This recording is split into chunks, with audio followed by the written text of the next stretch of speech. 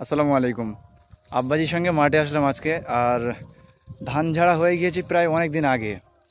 এখন খড়গুলো গাদা দিয়ে রেখেছিল পিছনে, এই যে।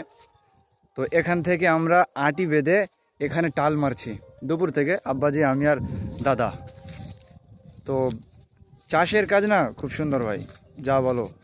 চাষের কাজ খুব সুন্দর, আর এই কাজ করতেও মজা লাগে, কারণ বাপ দাদা বেটা তিনজন একসঙ্গে কাজ করছে, মানে বুঝতে পারছো বিষয়টা। এই সন্ধ্যা হয়ে গিয়েছে, মাগরিবের আজান দেবে দেবে ভাব। এবার বাড়ি যাব, গিয়ে নামাজটা আদায় করব। হ্যাঁ, তো যেটা বলার জন্য ভিডিও করা, যে গ্রাম অঞ্চলে ভাই আলাদা রকম একটা শান্তি। তুমি বিদেশে থাকো, যেখানে থাকো, গ্রাম অঞ্চলে যদি আসো তাহলে তুমি আলাদা রকম একটা ফিল পাবে। হ্যাঁ, এই যে চাষের কাজ করে যা মজা, যেটা বলে বোঝানো প্রায় অসম্ভব। আর আমি গর্বিত যে আমি একজন চাষির ছেলে। আব্বাজি চলে গিয়েছে অনেকক্ষণ আগে, আর আমি এখন যাচ্ছি বাড়িতে।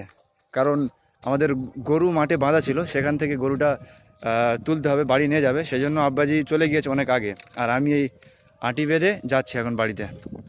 সবাই ভালো থাকবেন, সুস্থ থাকবেন।